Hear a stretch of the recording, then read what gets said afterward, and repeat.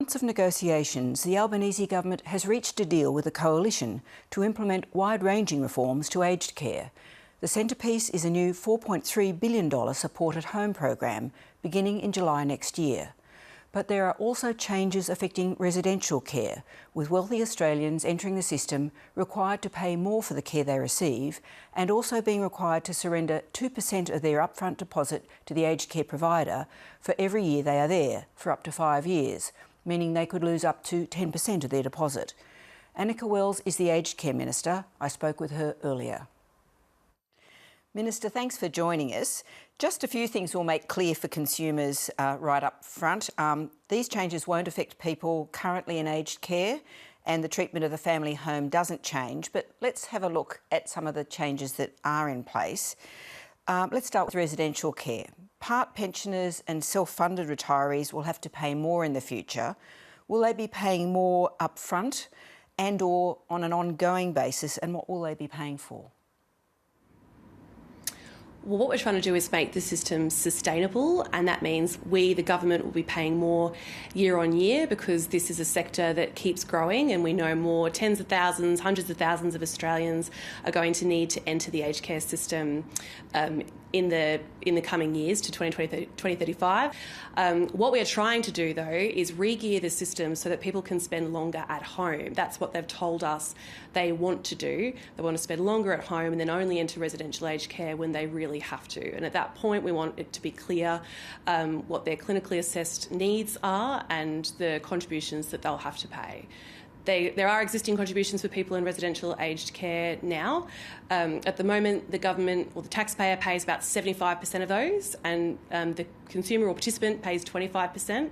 That's going to drop to 73% from government or taxpayers and up to 27% for participants.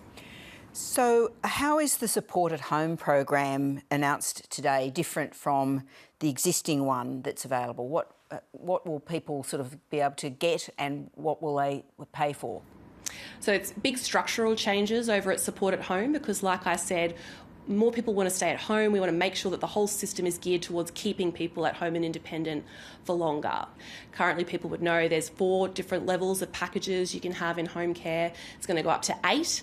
Under Support at Home, and that's in recognition of the fact that people have more complex needs requirements, and we want to support them to be able to have those complex needs looked after at home rather than being forced to go into residential aged care because they have no other choice.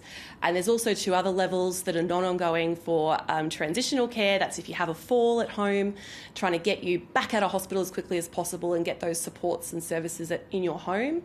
And palliative care, which is a really important one because people have told us for so long that they want to be able to die at home, not in a hospital. So this new Support at Home will have up to $25,000 for people to be able to leave home in the last 12 weeks and receive that care, in the community, in the place that they love. So just going back to the basics, though, how will Support at Home be means tested? And you've also said that you will speed up the process for assessment.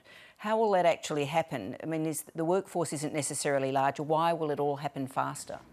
Well, I guess that's one of the structural changes. At the moment, like I said, some people pay a contribution in home care, but it's just a flat daily rate, whereas under the new Support at Home, where you are clinically assessed as having need for services in clinical care, the taxpayer will always pay for that, so you never need to make a decision about whether you can afford wound dressing or an OT to come and see you or not.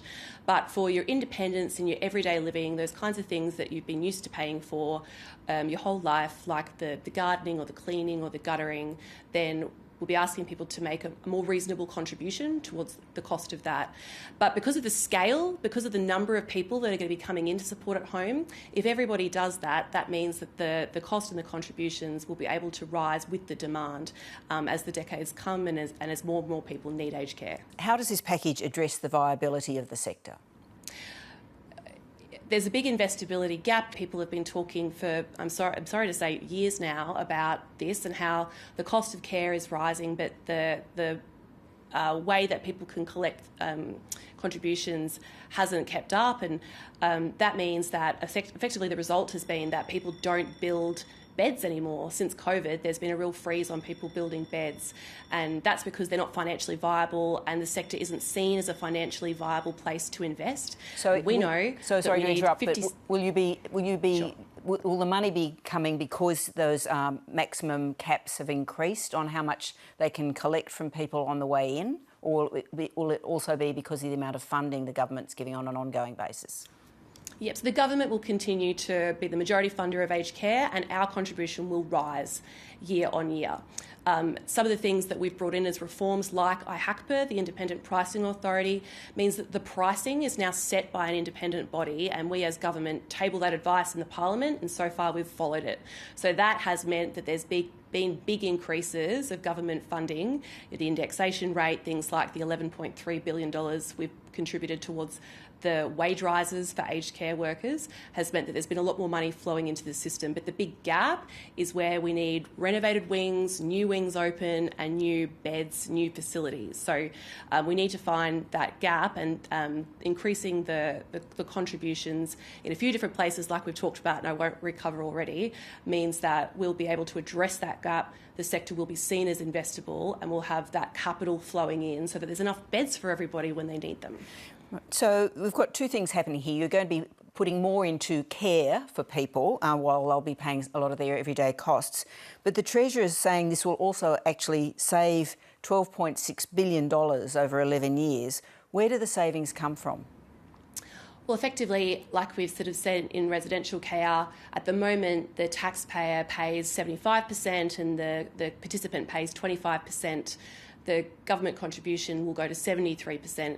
In home care, at the moment, the taxpayer pays 95% of the cost of home care and the actual participant pays 5%. That's going to shift to 89% coming from government and 11% from the participants. So probably the easier way for your viewers to take this is, for every dollar that you are going to be asked to put into home care, the taxpayer will continue to put in $7.80 towards the cost of your care. And for every dollar that we're asking you to put into your residential aged care, the taxpayer will continue to put $3.30 towards the cost of your residential aged care. So you've promised that there's a lifetime contribution cap of $130,000 to the total cost of your care, whichever form it takes, which is up from about $79,000. But isn't that actually going to be a higher cost because you have done this deal with the coalition, so both sides are agreeing that aged care providers can hold on to part of that refundable deposit and so you won't be getting as much money back, or your family won't be getting as much money back? I think what both sides have agreed is that we need this sector not to fail, and this sector is on its knees. So business as usual isn't going to cut it in aged care.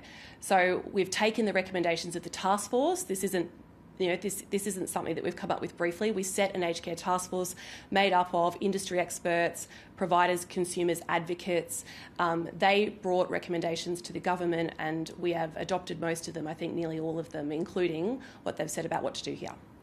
Annika Wells, thanks so much for your time tonight. Thanks, Laura.